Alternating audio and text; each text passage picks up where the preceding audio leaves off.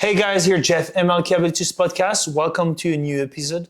Today we're going to talk about soft skills, why being a generalist in your everyday life is very important. We mean about different skills like building, communication, cooking, fitness, and any other skills that you should know and you should be able to do because a lot of them are needed for each individual to be able to navigate life, especially in a very individualist society. And I do think it can have a bigger impact on an overall society when we have to work together, teamwork, and so on. So, welcome, Richard, again for this new episode. Thank you for being here. Absolutely. Today, we're going to talk about these little skills and how, and we hope that we can inspire you with giving you advice on how you can actually acquire these skills and how they can benefit you, but also your community. Awesome. I'm sure you have great questions about that. Yeah, I've got great questions. I actually have a little bit of a statement. I love the younger generation that's coming up. I found that my sons, they threw a party and I had 150 children come into my house. And they were respectful. My generation would have trashed the house. So I'm not going to say anything negative about the younger generation. But what I'm going to say is something positive about my older generation. I grew up on a farm. And if you want to talk about versatility and not being the master of anything, you're on a farm. What happens is you can't afford to hire people. So you need a barn built, you need a roof repaired, and so you become a carpenter. And then your plumbing backs up, you become a plumber. You need to wire the shed, you become an electrician. Your tractor goes, you become a mechanic. Your truck needs fixing, you become more of a mechanic, a versatile mechanic. You become a welder because you can't take things to a machine shop. And that's not even your job. Your job is to take care of animals and feed the animals, grow feed or feed people. And so now you have to become a horticulturist. You have to a vet. You have to understand biology of animals, the cycles of growing the seed, the weather, the soil, the timing, the fertilizer. Oh my God, it just goes on and on. And then because you don't have, you got canned food, prep food. Most farms are in a long distance from the city. So now you're storing your food for when you go into town. So now you have this very versatile person. He's not a master of anything, but he's not, farmers are smart. Don't get me wrong. But myself, I'm not smart enough to know I can't do it. So I went working in corrections. I told them I can design a canoe. I never did a canoe before. I just didn't know I couldn't do it. I designed a canoe, had the inmates built it, and it won a Premier's Award. What the heck? It's because I wasn't smart enough to know that I couldn't do it. So do you see the advantage of being a jack of all trades or versatile in all things, or what you called it earlier, soft skills? Soft skills, Yeah. Because there is hard skills where basically it's very technical. And I know you mentioned some technical skills into that, but overall they are tied up together by soft skills. This is what I mean by that. So you can learn different hard skills, but they are tied up by soft skills in between. How can you merge two hard skills together? Well, you have a bit of hard, you need a bit of soft, right? So it's a balance, and the right mix of it can actually help you to be an overall very generous person that can help yourself in the society or the community. I would add up into that list. That's something very important. But I see that gun and I'm like, self-defense. When you live on a farm, and you have animals attacking you, or you have even people, right, breaking in. You don't have the time to dial 911 No. and let them defend you, right? You have to be able to use a firearm or a sword or whatever it is, depending on which generation you are or where you live, and also what you have access to, depending on the country. Yes. Right? You have to be able to learn, and this is a skill, maybe a hard skill, very technical skills, but learning a bit of that can save you so much trouble because the liability behind it. What if you miss? What if you don't? If it's jamming, you don't know how to clear it. Well, you become a liability to yourself right now, right? And I can compare it to that. Hopefully, it talks to more people, including firearms, self-defense, cooking.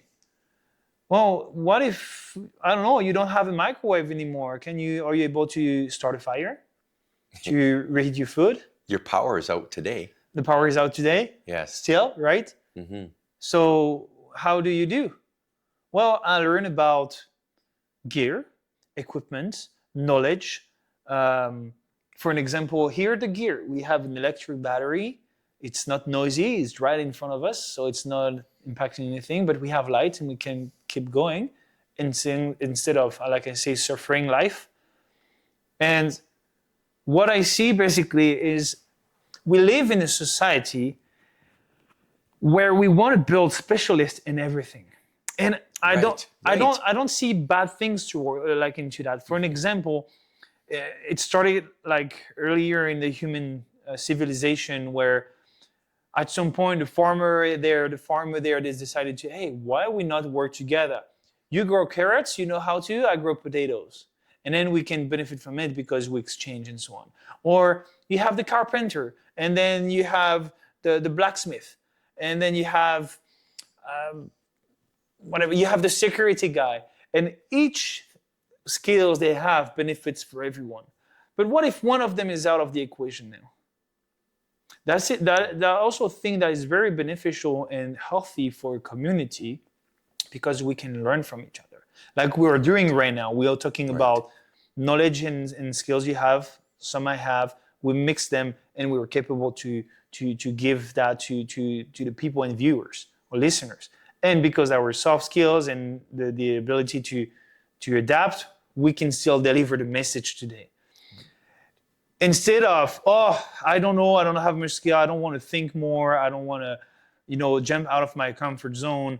Well, we will not be able to deliver that message nowadays, so we become a liability and we're not assets to each other, right? You would be at your place, I would be at mine, we would do something different, and we'll be, I'm sure, regretting not being here talking about this.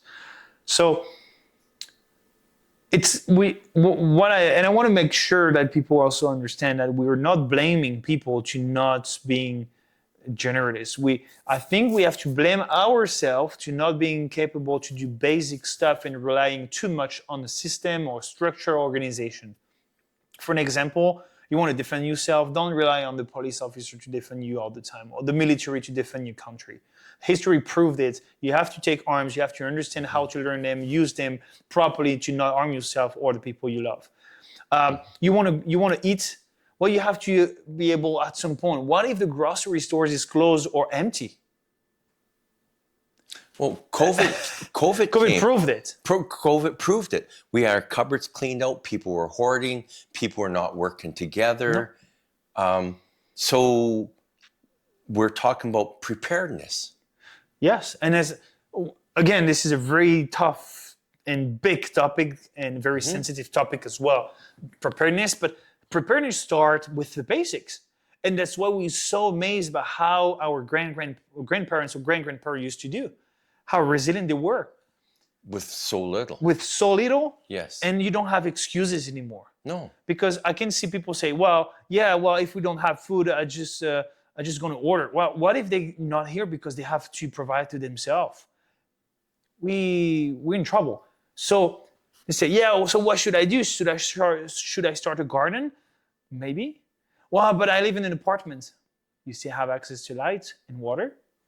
What's your excuse to learn and start somewhere? You may even have a deck outside exactly, of your apartment. Right? And you start with that. We don't ask you tomorrow to be like a farmer in an apartment. That's not what I say here. The goal here is to build soft and hard skills by jumping out of your comfort zone, putting the excuses on the side, and experiencing life, to not just experiencing to have fun, but also to build such a knowledge, like a book of knowledge, that you can pass on the next generation. And that's why we're so amazed by our grandmother or grandfather. They were capable to build this, to cook this, to talk this way, or speak this way, I would say, with the social skills they used to have, and that, like, the way the vocabulary that we lose as well somehow.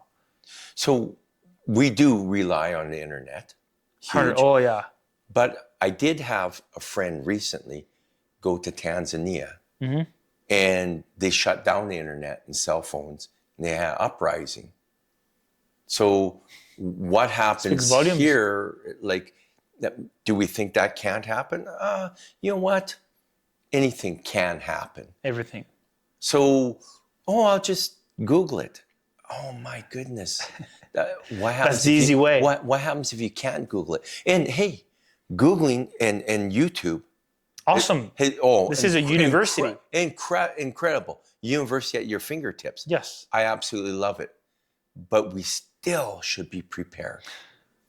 I think preparedness, or even not mastering, but understanding and being able to use a skill or know a knowledge and use it in your advantage. Internet can give it to you, but internet cannot experience it for you. It's internet, you can ask how to defend myself. It's going to tell you how to, but it's up to you to jump into the action in practice, or learn and see how it feels. Because I can tell you everything. You can even learn it by heart, and learning everything about how to defend yourself. Show me. Right. And that is also what makes it different, because I'm sure some people are going to ask themselves, because sometimes I ask myself, I used to be like this with the imposter syndrome. Who am I to say I pretend to know how to weld or to grow food? Well, yes. Like, you can prove it by actually doing the work. And leading by example means that you know the knowledge, you know it, but you are capable to experience it and do a demonstration with a process and a result. And it speaks more volumes than saying, hey, I did 10 years in Harvard University, I'm this and that. The name speaks volumes. No, what speaks volumes is the actions that are going to follow the words. Absolutely. In any business, any skills, and so on. And that's what I mean by learning a little bit of this, a little bit of how, so like survival. Survival, if we take the basics, it's shelter, fire, water, and trying to find food and stuff like that, and a bit of medical. If you're just good into making a fire, you can pretend whatever you think, or say whatever, I'm the best at fire making, good for you, but you cannot still survive 24 hours in nature, because you need water, you need a shelter.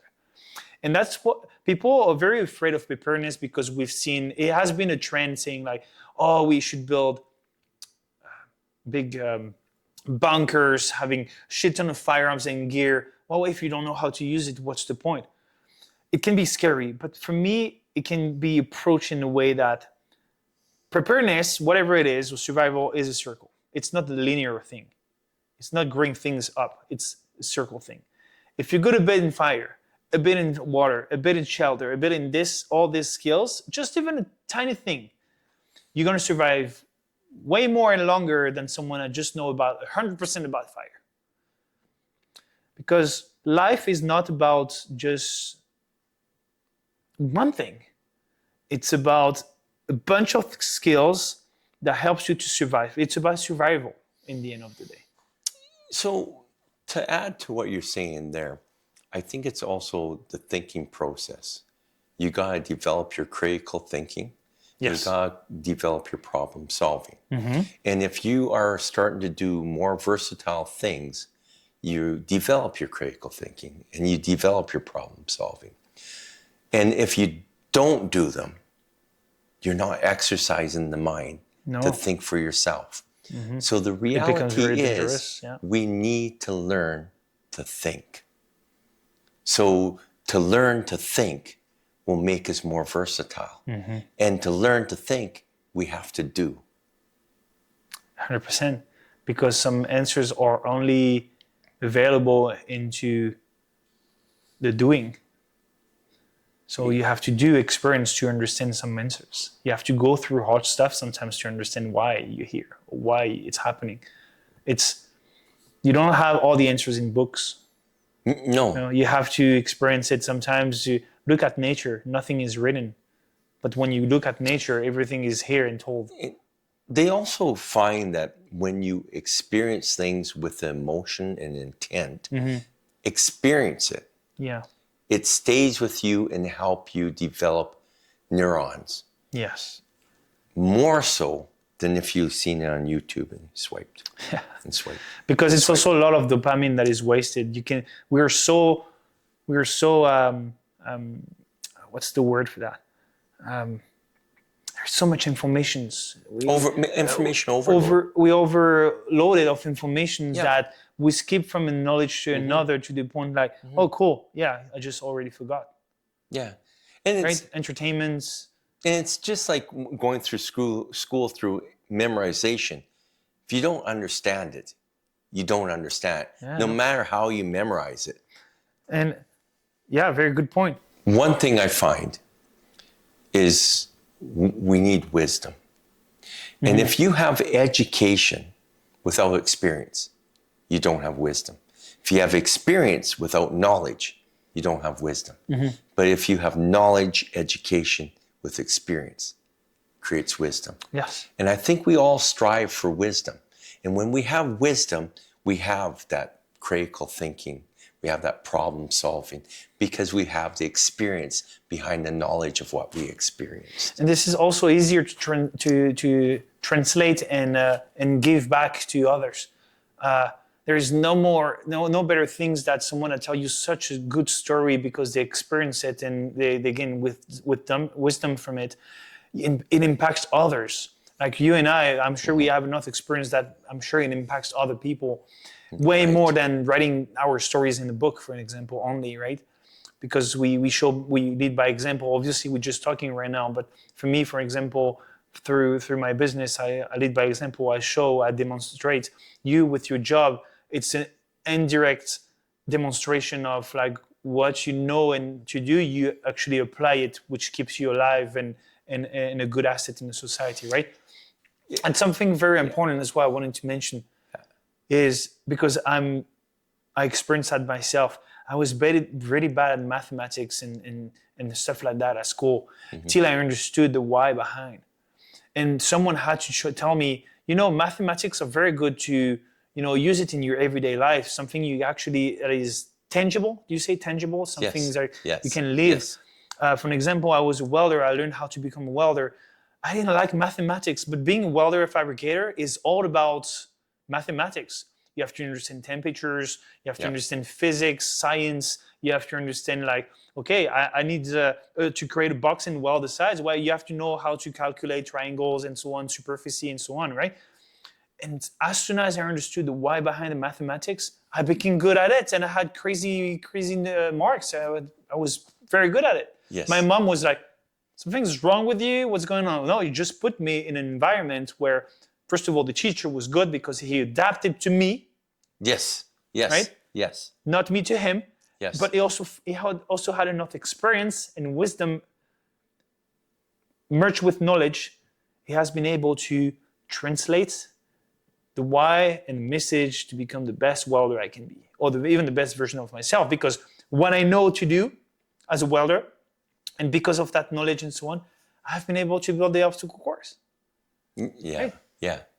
And sorry, I may cut you. I think it was very important to say that, but what you wanted to say? No, I was going back to about experiencing things, and when we talk about things, I have an example to express.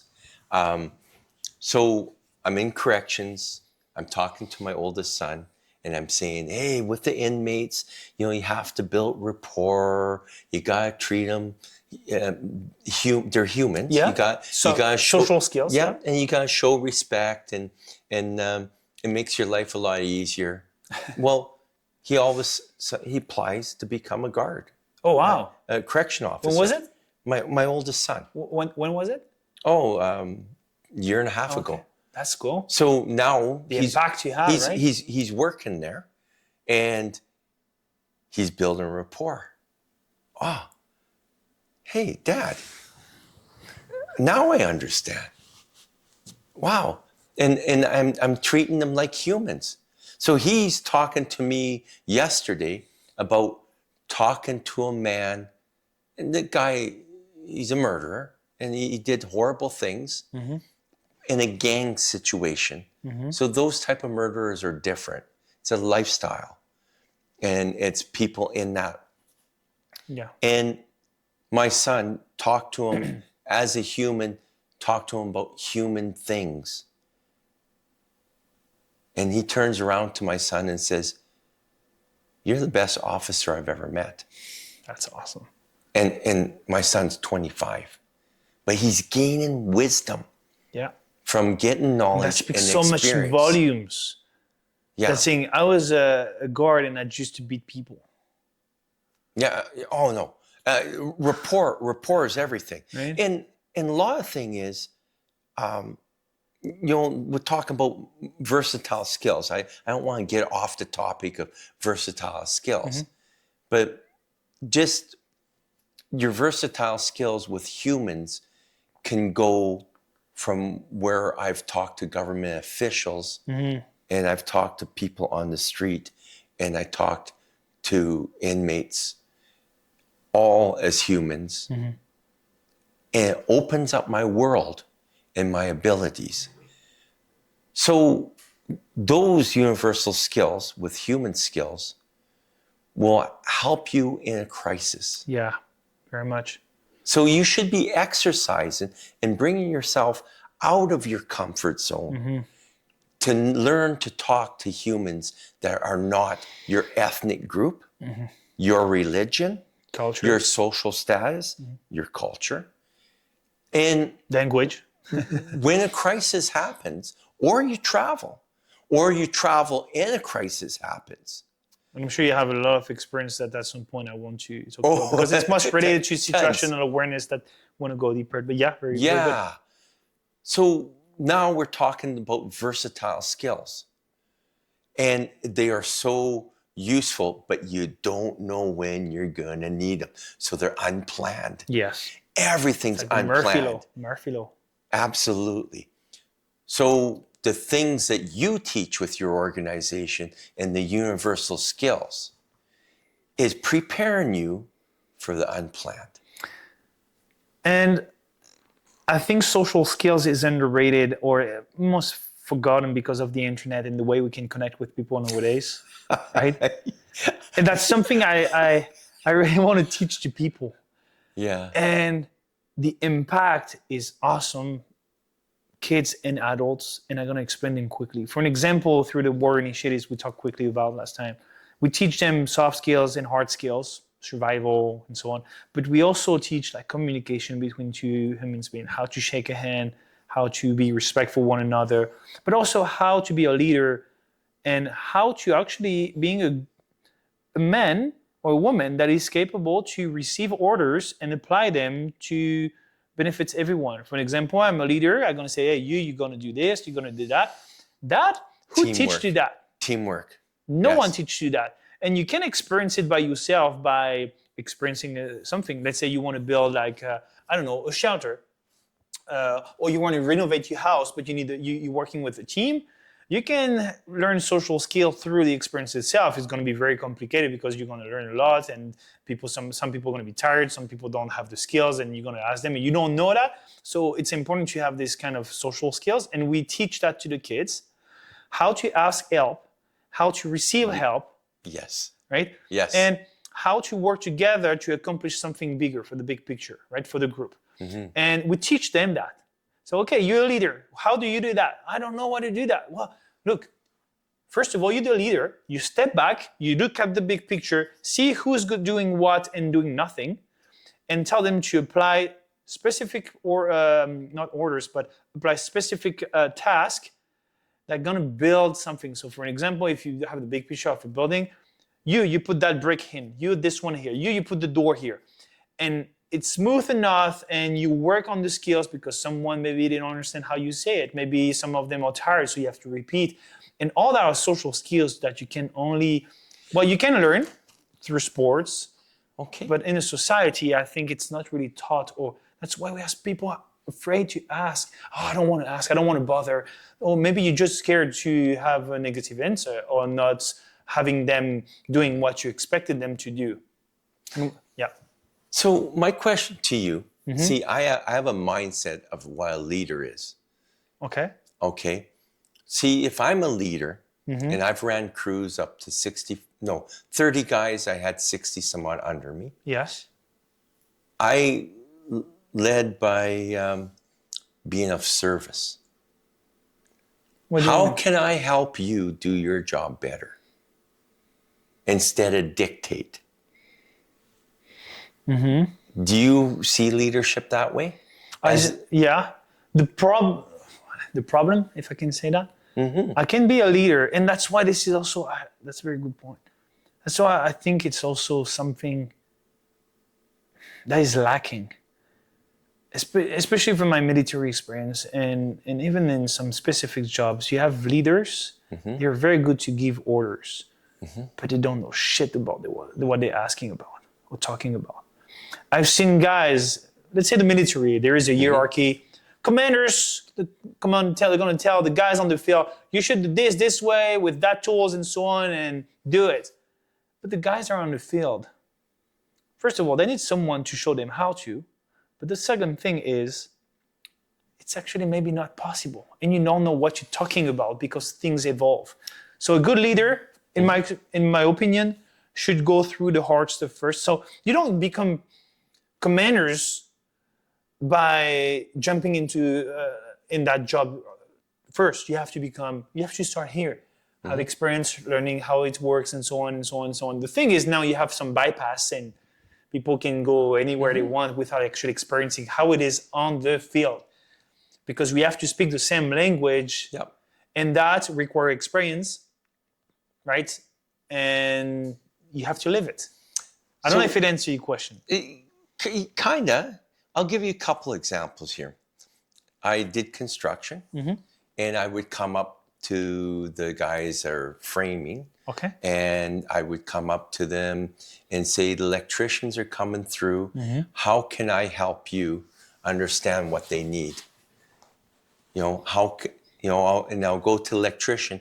How can I help you communicate with the framers or the plumbers? Yeah, because they speak different languages. They speak different languages.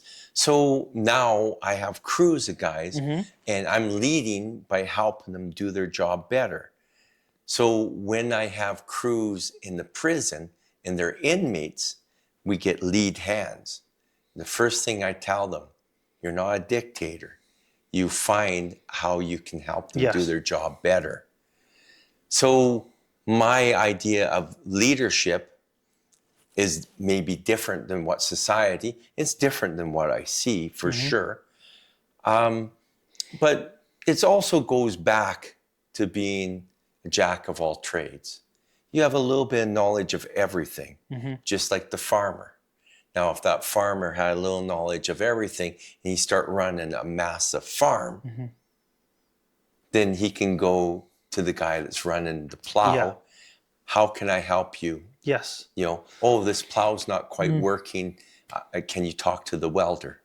Yes. So something I'd like to add to complete what you just said is, because it looks very harsh what I say in a way that there is different skills than not. No, they are related somehow by the way you communicate them. But for an example, it's an actual example I experienced myself.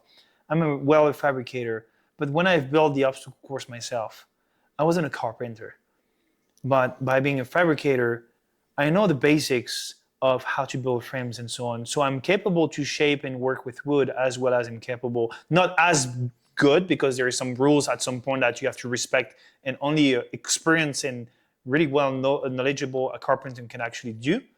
But as a welder, I was able to build wood frames, like a ramp, basic stuff, right? Transferable skills. Transferable skills, which means a welder can work with a carpenter at some level, right? At some point, one or the other has to adapt and learn and experience what a carpenter has to do, or as a welder has to do, for an example. So it doesn't mean it's how do you say that? It's basically sometimes doing the same thing with a different language.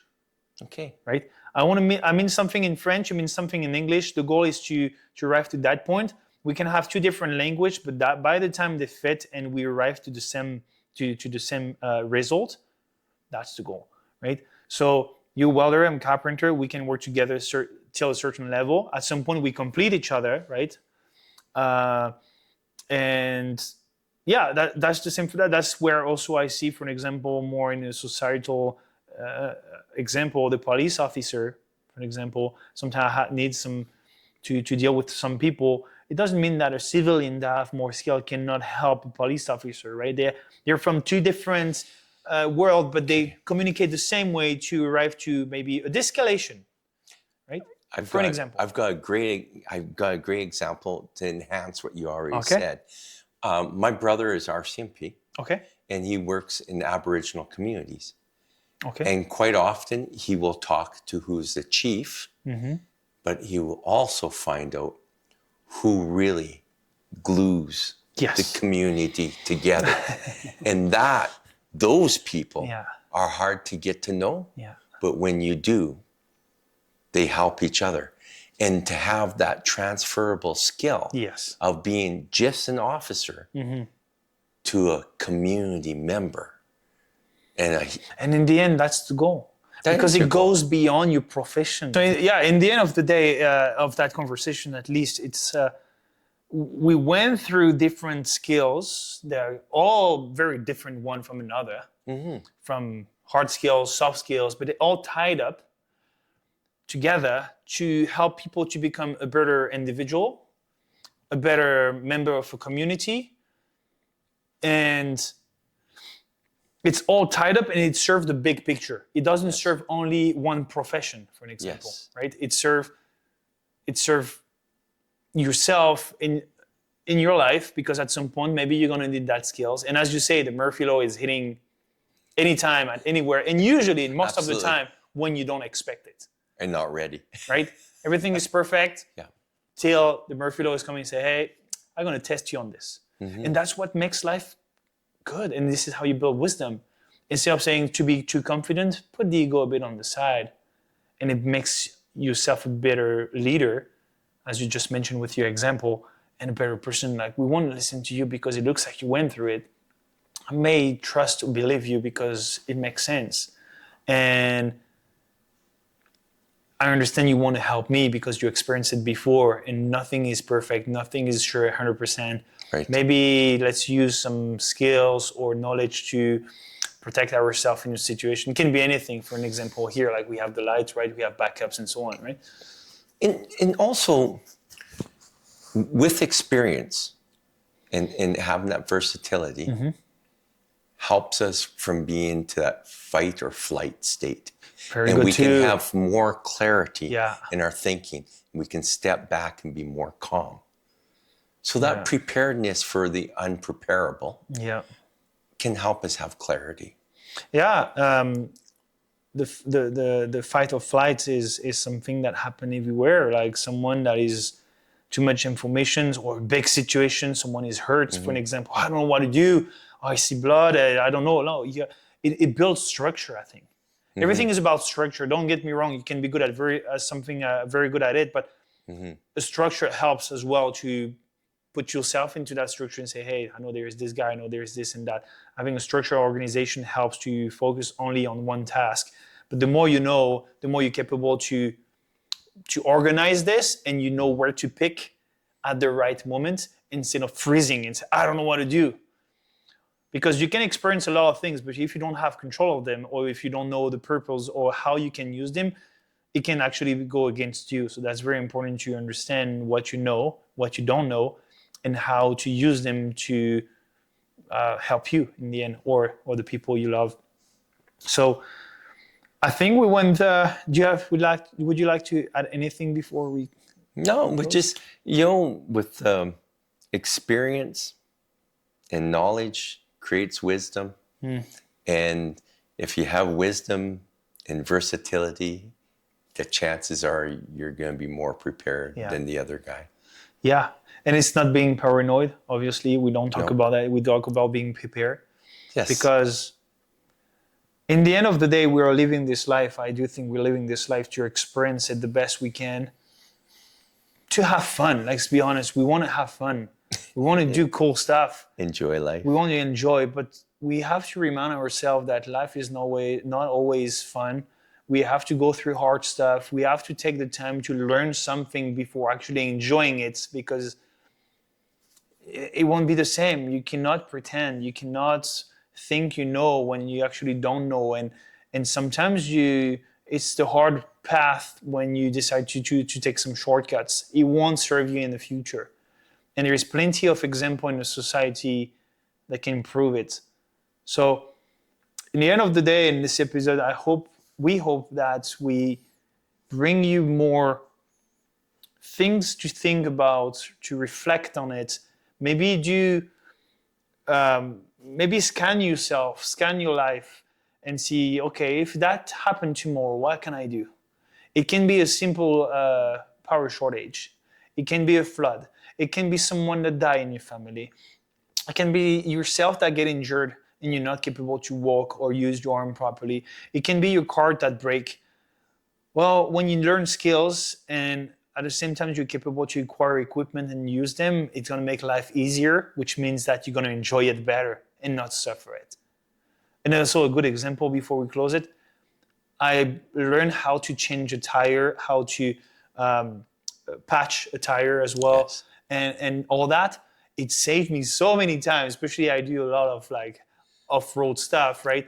And I had my tires like popped many times, but because of the knowledge, because of the experience, I've become better, less stressed when a lot of people are thinking, what can I do? Most of the time, I didn't have any signal to call someone to help me. Yes. It saved me so much trouble, time, and money that in the end of the day, I'm even capable to teach to someone else and maybe bring awareness about this. I like this example because it's a basic skill that few people know how to do, changing a wheel. That's true. Now we rely on the phone. I'm going to call the insurance. They're going to do it for me. Okay, I should stop, but in the end of the day, I hope you liked it. Please let us know in the comment section if you loved it. If you have any questions or any topics you'd like to talk about in the next episode, we want to talk about very specific topics as well. It's going to come. We appreciate the support. Please let us know if there is anything. Like, subscribe, and share. A lot of people like and watch videos but don't subscribe, so please do. And please leave a review if you're listening to us on any podcast platform to listen to. So, thank you, Richard, again. It was a pleasure. My pleasure. It was good. And till next time, take care of yourself, stay safe, and become the best version of yourself. Bye-bye. Like they used to wake us up with some grenades sometimes outside. They throw grenades. Someone say grenade, bah! And then you wake up and you go, and 2 minutes to join. They give you impossible time sometimes. They play in your mind, oh, you didn't make it? You go back and you redo it. And they want to see if you break. So stress is part of it, but they want you to